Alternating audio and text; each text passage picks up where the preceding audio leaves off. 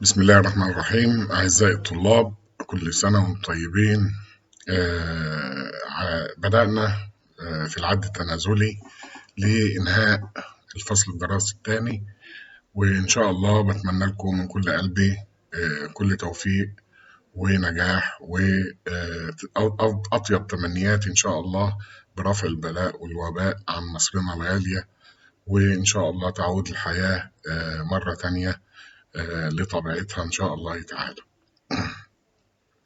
خلصنا في المحاضرات السابقة لغاية الفصل الرابع، وفي نهاية الكتاب زي ما قلت لكم كده في المحاضرات في تيست على كل فصل من فصول الكتاب.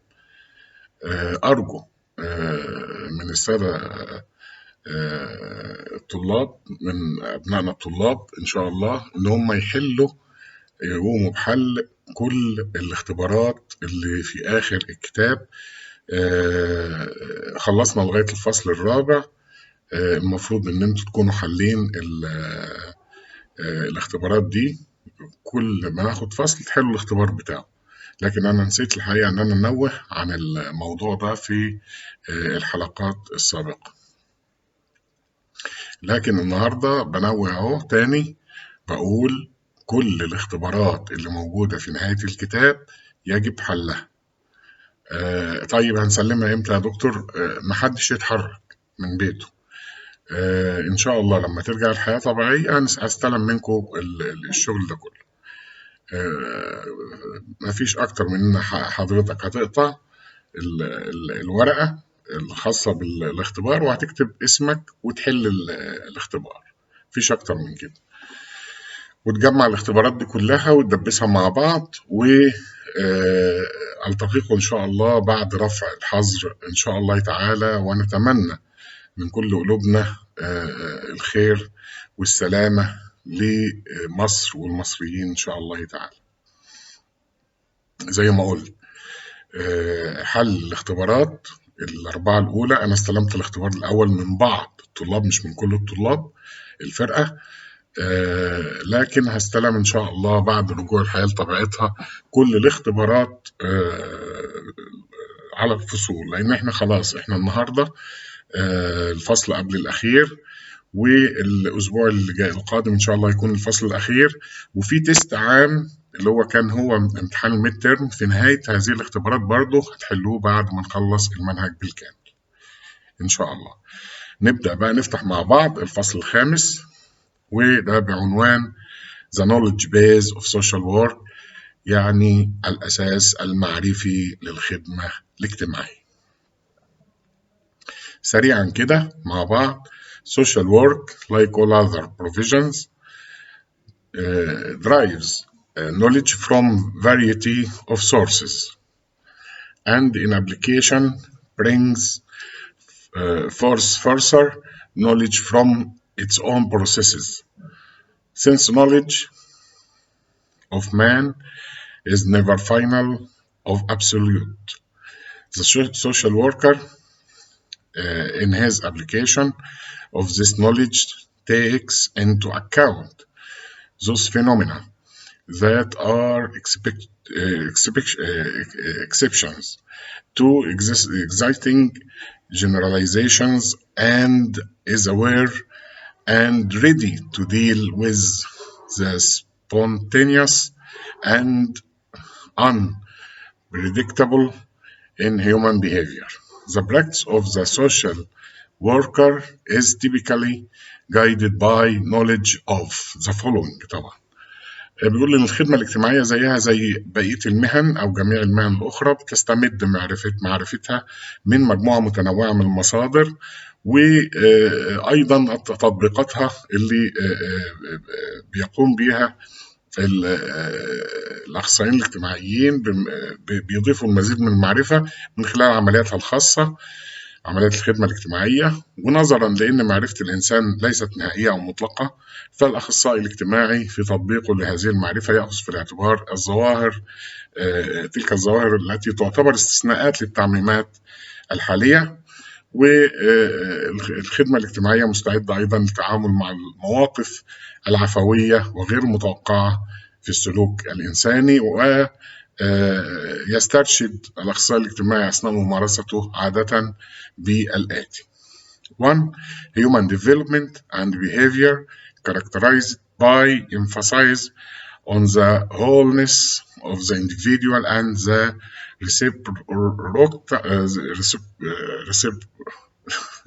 reciprocal influences of man and his total environment. Human, social, economic and cultural. بيقول لي التنمية الإنسانية والسلوك المتميز بالتركيز على شمولية الفرد والتأثيرات المتبادلة للإنسان وبيئته الكلية، سواء كانت بشرية أو اجتماعية أو اقتصادية أو ثقافية. Number 2. The psychology of giving and taking help from another person or source outside the individual. بيقول لي سيكولوجية العطاء والمساعدة من شخص آخر أو مصدر خارج الفرد. Number 3. Ways in which people communicate with one another and give outer expression to inner feelings such as words, gestures and activities. بيقول لي الطرق اللي بيتواصل بها الناس مع بعضهم البعض وبتعبر عن المشاعر الداخلية زي الكلمات والإيماءات، الإشارات يعني، والأنشطة. Number 4. Group process and the effects of groups upon individuals and the reciprocal influence of the individual upon the group.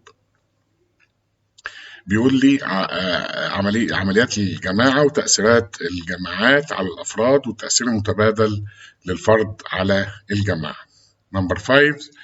The meaning and effect on the individual, groups and community of cultural heritage, including its religious beliefs, spiritual values, law, and other social institutions. بيقول لي المعنى والتأثير على الفرد والجماعات والمجتمع للتراث الثقافي بما في ذلك معتقداتهم الدينية وقيمهم الروحية والقانون والمؤسسات الاجتماعية الأخرى.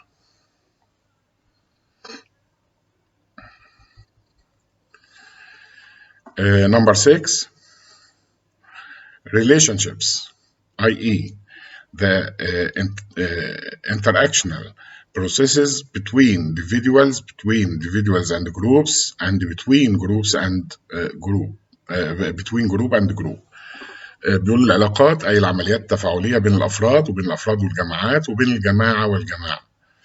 Number 7. The community, its internal processes, moods of development and change, its social services and resources. تقول لي المجتمع عملياته الداخلية وأنماط التنمية والتغيير والخدمات الاجتماعية والموارد. Number 8.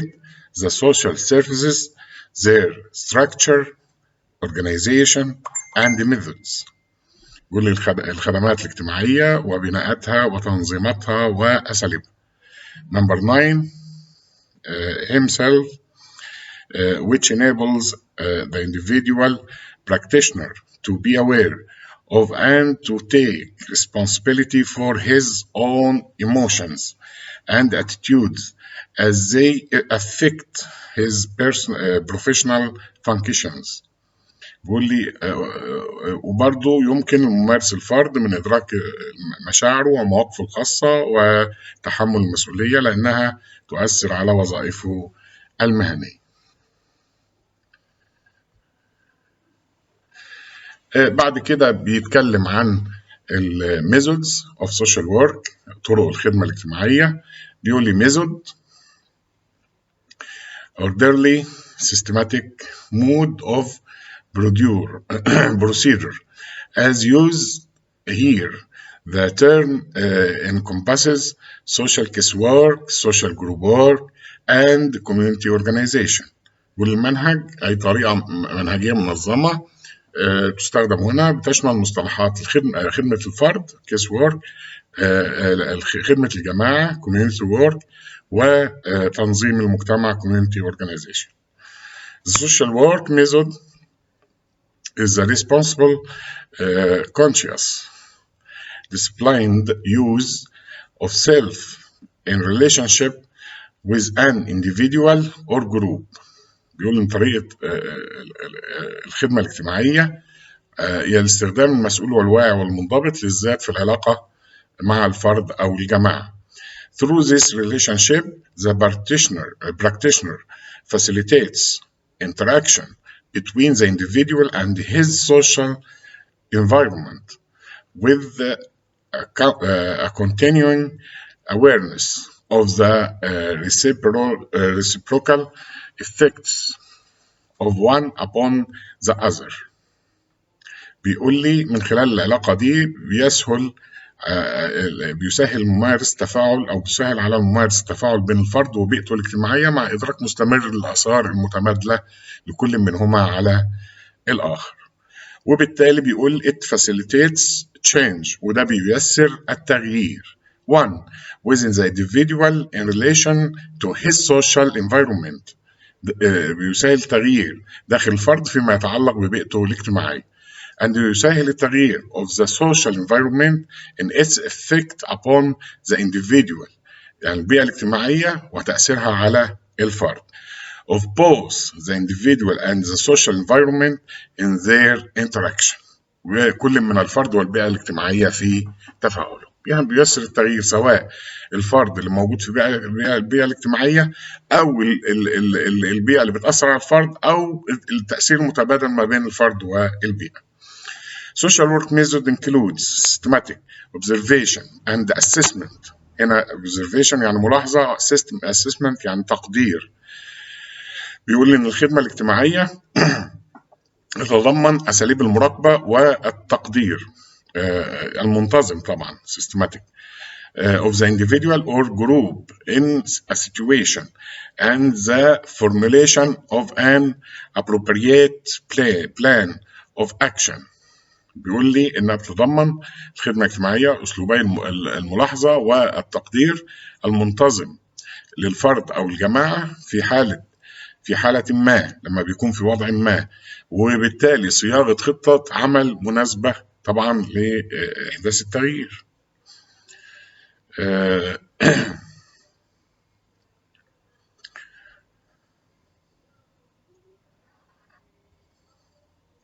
Implicit, and this is a continuing evaluation regarding the nature of the relationship between worker and client.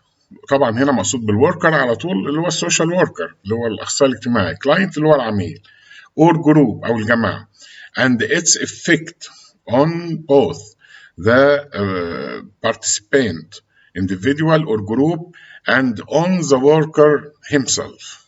طبعا بيقول لي هنا بيتضمن ده تقويم مستمر، عملية تقويم مستمر بشأن طبيعة العلاقة بين الأخصائي الاجتماعي والعميل أو الجماعة وتأثيرها على كل من الفرد المشارك، أفراد مشاركين أو جماعات مشاركة، وعلى الأخصائي نفسه.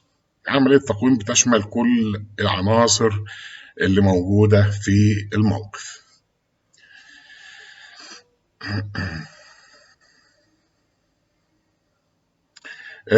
بيقول لي برضو ان التقويم ده this evaluation provides the basis of the professional judgment which the worker must constantly make and which determines the direction of his activities.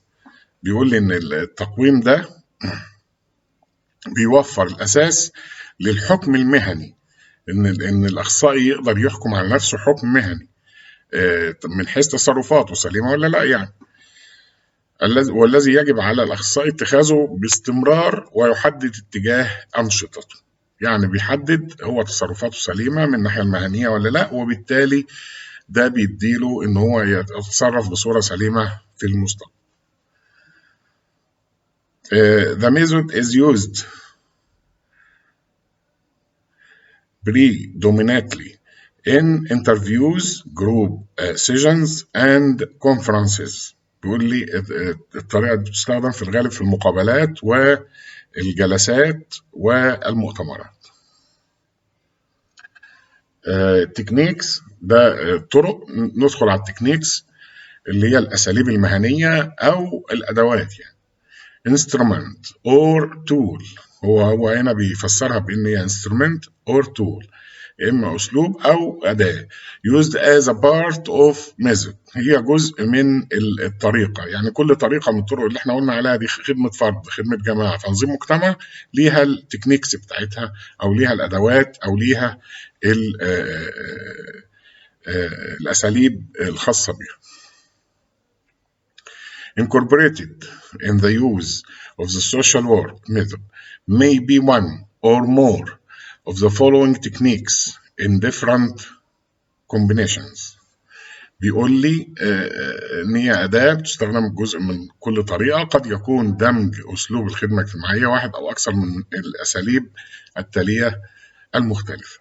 Number 1 support، الدعم، clarification، التوضيح، information giving، تقديم المعلومات، interpretation، التفسير، development of insight، تكوين البصيرة، differentiation of the social worker from the individual or group، الاختلاف، differentiation، الاختلاف الأخصائي عن الفرد والجماعة. Number 7 identification with agency function، تحديد وظيفة المؤسسة. creation and use of structure، بناء أو استخدام الهيكل أو البناء. إيجاد، آسف، creation إيجاد، وخلق، بس إحنا ما نستخدمش كلمة خلق، بنستخدم كلمة إيجاد. إيجاد أو استخدام بناء المنظمة، طبعا هو بيتكلم على بناء المنظمة. use of activities and projects، استخدام الأنشطة والمشروعات. Number 10 provision of positive experiences، تقديم الخبرات الإيجابية. Number 11 teaching، اللي هو التعليم. stimulation of group interaction، ده تحفيز التفاعل الاجتماعي أو استثارة التفاعل الاجتماعي. احنا معظم الكتب استثارة، وتحفيز استثارة واحد. limit setting، إحداث تغيير، تحديد الحدود. limit setting، تحديد الحدود. utilizing of available social resources، استخدام الموارد الاجتماعية المتاحة.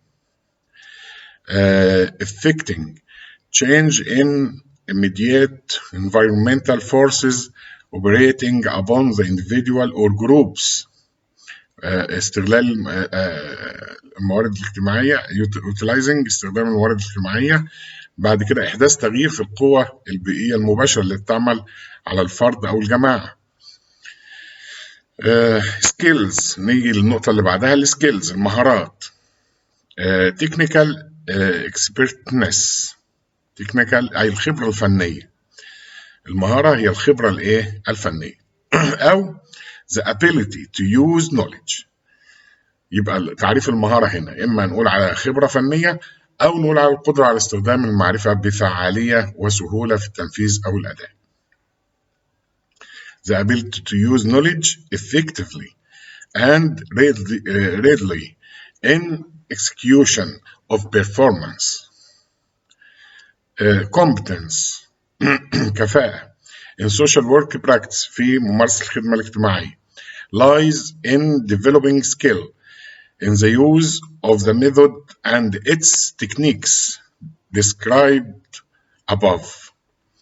بيقول لي بتكمن الكفاءة في ممارسة الخدمة الاجتماعية في تطوير المهارات أو المهارة في استخدام الطريقة، سواء كانت فرد، جماعة، تنظيم، وأساليبها الموضحة أعلى اللي احنا اتكلمنا عنها من شوية اللي هي التكنيكس، يعني الأساليب.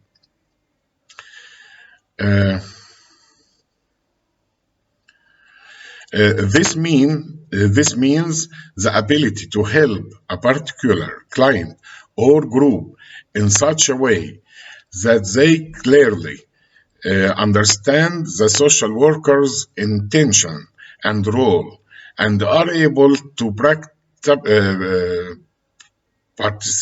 participate in the process of solving their problems. بيقول لي هنا إن إحنا وهذا يعني القدرة على مساعدة العميل أو جماعة معينة بطريقة تجعلهم يفهمون بوضوح نية الأخصائي الاجتماعي ودوره، وبيكونوا قادرين على المشاركة في عملية حل المشكلات أو مشكلاتهم يعني.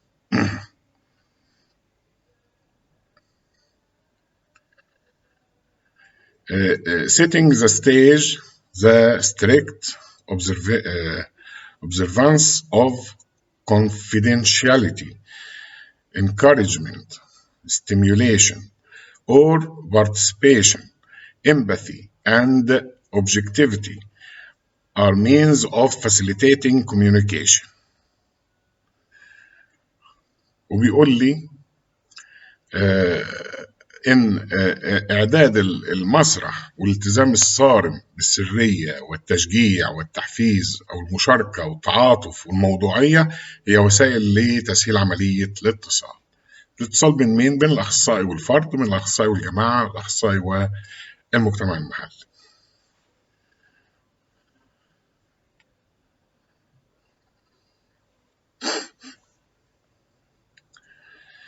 The individual social worker always makes his own creative contribution in the application of social work method to any setting or activity as a way of increasing skill and providing controls to the activity of the social work practitioner. The following are utilized. The following are utilized. إيه بقى اللي utilized؟ recording, supervision, case conferences, consultation, review and evaluation. بيقول لي ايه الكلام ده؟ بيقول لي بيقوم الأخصائي الاجتماعي دائما بمساهماته الإبداعية الخاصة في تطبيق الخدمة الاجتماعية على أي محيط أو نشاط كوسيلة لزيادة المهارة وتوفير الضوابط لنشاط ممارس الخدمة الاجتماعية، وبيتم باستخدام تسجيل، الإشراف، المؤتمرات، المشاورات أو المشورة، المراجعة والتقويم. تقويم والمراجعة أو المراجعة والتقويم. بعد كده ناخد بقى أنواع المعرفة الخدمة الاجتماعية اللي هي theoretical knowledge. ده عنوان عندكم أهو في الفصل، theoretical knowledge أو المعرفة النظرية. وبيقول لي theories that are developed, adapted or borrowed from other disciplines, psychology, sociology, etc. الآخر. النظريات اللي بيتم تطويرها أو توظيفها أو استعارتها من التخصصات الأخرى زي علم النفس وعلم الاجتماع، دي بنسميها theoretical knowledge. Theories that analyze the task and purpose of social work، النظريات اللي بتحاول تحلل مهمة وغرض الخدمة الاجتماعية. Raising questions such as should the focus of social work be revolution or reform. وبيقول لي زي هل يجب أن يكون تركيز الخدمة الاجتماعية على أنها ثورة أم إصلاح.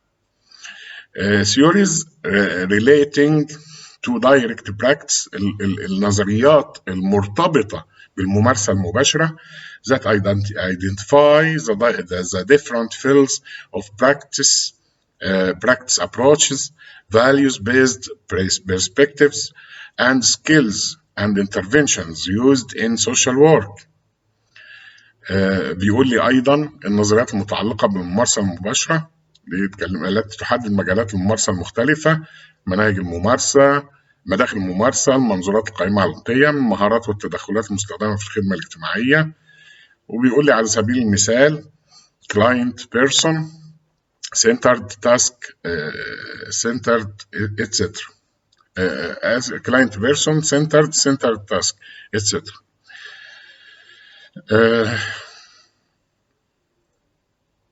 التركيز على العميل الشخص واللي بتركز على المهام. It's in this realm that more practice-oriented range of social work theories can be found, theories that are developed, adapted, or borrow from other disciplines. وبيقول لي إن النظريات دي بيتم تطويرها أو توظيفها أو استعارتها من التخصصات الأخرى. النظريات دي زي السوسيولوجي ولو القانون، السوسيولوجي طبعا علم الاجتماع، لو القانون، سوشيال بوليسي السياسة الاجتماعية، organizational theory النظرية التنظيمية، politics السياسة علم السياسة، economics علم الاقتصاد، medicine الطب، and philosophy والفلسفة. some such as psychology are more، وهيبدأ يشرح بقى إن السيكولوجي اللي هو علم النفس are more influential than others. يعني بيقول إن في الخدمة الاجتماعية هو الاستخدام لنظريات علم النفس أكتر من أي علوم من نظريات علوم أخرى. But I would argue that a more sociological perspective is equally important because of the emphasis placed within the discipline on social and economic factors that affect people's day-to-day experience. بيقول إن إحنا برضه بيقترح أو بيناقش إن أيضا المنظور السوسيولوجي أو الاجتماعي ده على قدم وساق مع المنظور النفسي على نفس درجة الأهمية، يعني لأنه بيركز على النظام وعلى العوامل الاقتصادية والاجتماعية اللي بيتأثر بها الناس وخبراتهم يوم بعد يوم. نشوف اللي بعد كده الفاكتوال نوليدج، ده عنوان آخر. فاكتوال نوليدج اللي هي المعرفة الحقيقية أو الواقعية، اللي هي بقى اللي هو قصده بيها المعرفة اللي جاية من الممارسة. طالما معرفة واقعية يبقى في الواقع، بنجيبها من الواقع. طب الواقع إيه؟ يبقى من الممارسة. Knowledge that has a more factual base can be described in different ways. ممكن أوصفها بطرق مختلفة. As specialist knowledge هي معرفة متخصصة. Technical knowledge معرفة تقنية أو فنية. Content knowledge هي معرفة لمحتوى أو مضمون. Professional knowledge معرفة مهنية. or formal or product knowledge أو معرفة منتج أو معرفة رسمية، يعني المعرفة المنتجة اللي بتنتج عن ممارسة الخدمة الاجتماعية، ده قصده يعني. For the most part these terms have not found their way into everyday usage by social workers in direct practice. أو بدأ يتكلم عن الممارسة المباشرة للأخصائيين الاجتماعيين، دي بتنتج عن كده. However, they are terms that can be found in academic publications on the subject of knowledge, and for the reason they warrant some coverage. كل الكلام ده بيقول بالنسبة زي المعرفة المتخصصة أو الفنية أو معرفة المحتوى أو المعرفة المهنية الرسمية، معرفة المنتج بالنسبة للجزء الأكبر منها. لا، المصطلحات لم تجد طريقة لاستخدام اليوم من قبل الأخصائيين الاجتماعيين في الممارسة المباشرة، ومع ذلك فهي مصطلحات يمكن العثور عليها في المنشورات الأكاديمية، الحاجات اللي هي حول موضوع المعرفة، وللسبب ده تستحق بعض التغطية، إن احنا نغطيها يعني أو نتكلم عنها يعني.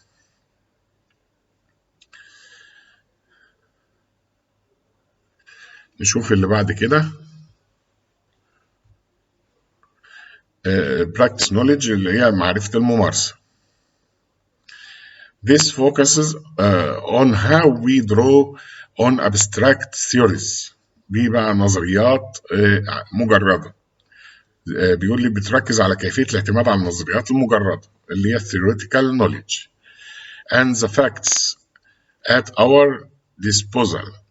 factual knowledge اللي هي المعرفة الواقعية to guide and inform practice. يقول بيركز هذا على كيفية الاعتماد على النظريات المجردة العامة، نظريات عمومية مش محددة، يعني كلمة نظرية عامة اللي هي المعرفة النظرية، والحقائق الموجودة لدينا اللي هي المعرفة الواقعية لتوجيه الممارسة. It concerns the way in which knowing that can be related to knowing how. ويتعلق الأمر بالطريقة اللي يمكن أن ترتبط بمعرفة اللي بتنتج عن سؤال بكيف. It begins with an overview of personal and professional sources knowledge before describing two facts, facets of this domain, namely knowledge use or utilization and knowledge creation and skill development. وبيقول لي تبدأ بنظرة عامة على معرفة المصادر الشخصية أو المعنية قبل وصف وجهين لهذا المجال، وهما استخدام المعرفة واستخدامها لإيجاد المعرفة وتطوير المهارات، ومع ذلك من المهم في البداية الإشارة لاستخدام المعرفة وإيجاد المعرفة لا يمكن فصلهما أو تمييزهما بسهولة. على سبيل المثال المفاهيم اللي بيتم تضمينها تحت عنوان استخدام المعرفة مثل الانعكاس أو الانعكاسية ريفلكسيف. نشوف الجملة اللي بعدها.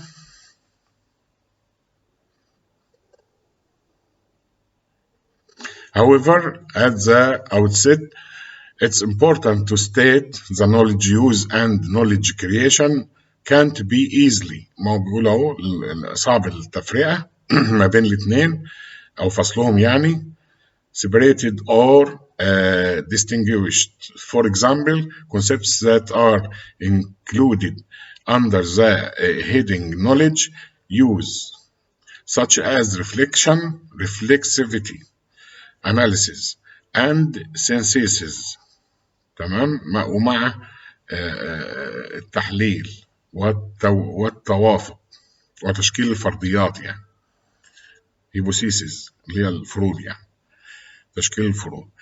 critical thinking، critical التفكير critical الإبداعي أو التفكير النقدي، يعني critical والنقدي. problem solving حل المشكلة and judicious decision making وصنع القرارات الحكيمة. all have features that could be routinely or creatively applied. وده يمكن تطبيقها بشكل روتيني وإبداعي. بنكون هنا وصلنا